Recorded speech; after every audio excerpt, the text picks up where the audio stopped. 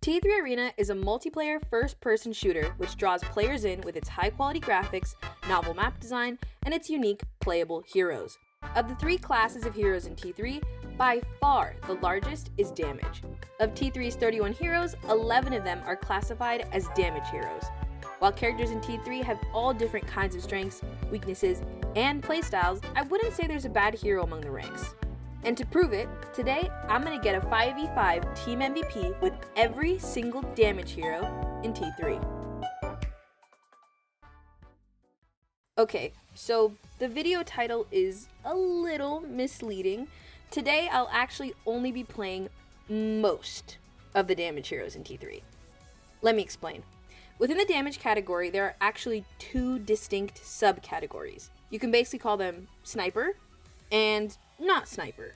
I don't honestly know why the Sniper characters don't have their own category, as they feel distinct enough from other Damage heroes in the class to make the demarcation logical, but be that as it may, today we will not be playing this handful of heroes. Jumping right into the challenge, I wanted to get the easy heroes out of the way first. If you've ever played T3, you'll know everybody starts with one hero, Skady. Skady has a pistol with a capacity of 7 rounds, as well as 2 active abilities which help her with mobility and close range combat. Skady is one of the heroes I main, so starting the challenge off with her felt like a really good way to ease myself into it. The first and only Skady game I played, I MVP'd with 9 KOs, 5 assists, and 150,000 plus damage dealt. Not my best game, but you know what, we'll take it. Feeling confident, I jumped right on to the next hero, Christina. Now, Christina is a character I was sort of on the fence about.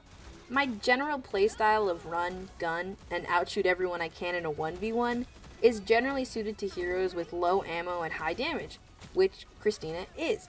Christina's gun shoots, quote, bouncy grenades, which is code for bouncy balls that shoot and then pray to God they explode on impact afterwards. It's kinda rough.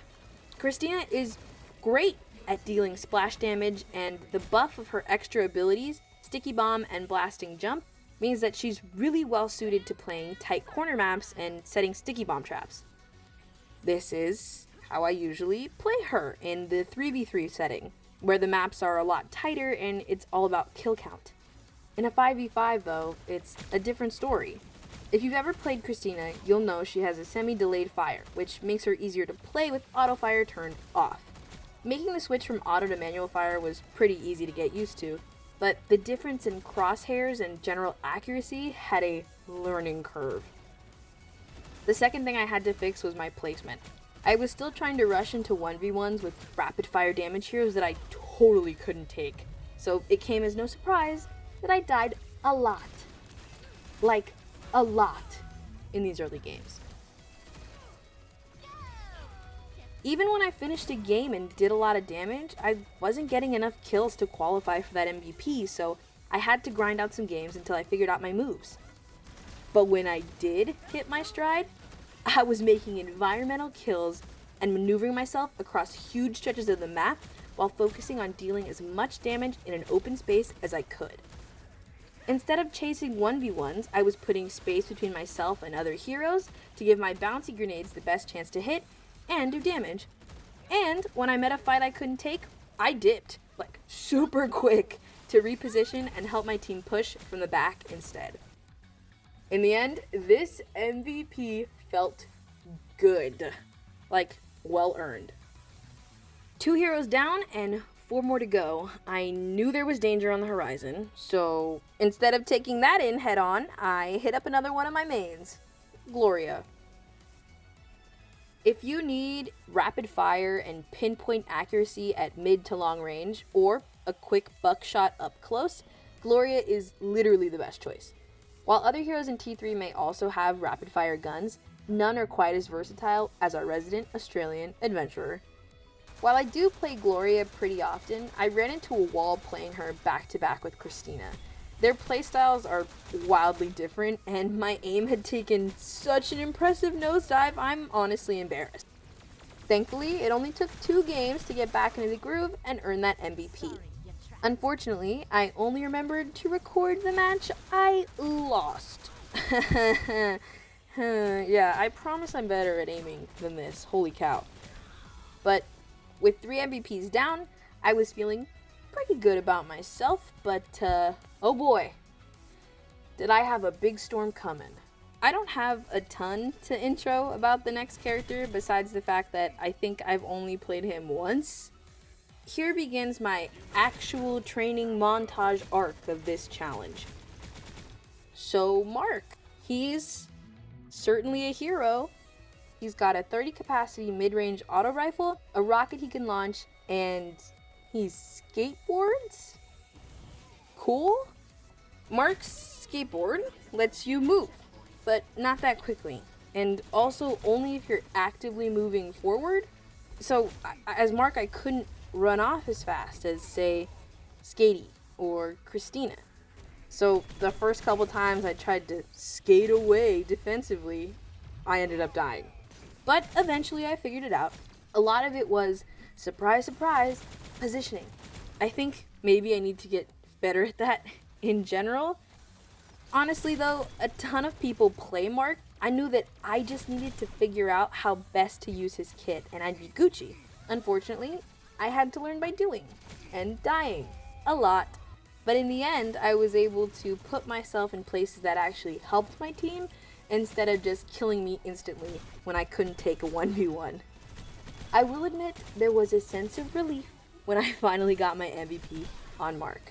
I honestly did not think I could hate flankers more than I hated them playing as him, but yeah, the universe loves to prove me wrong, doesn't it? I would honestly call Hunter and Mark the sort of basic/default characters every FPS game should have.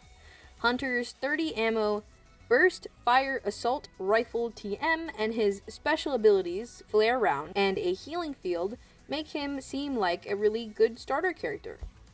And maybe he would be, if I hadn't kept dinking all of my shots on him.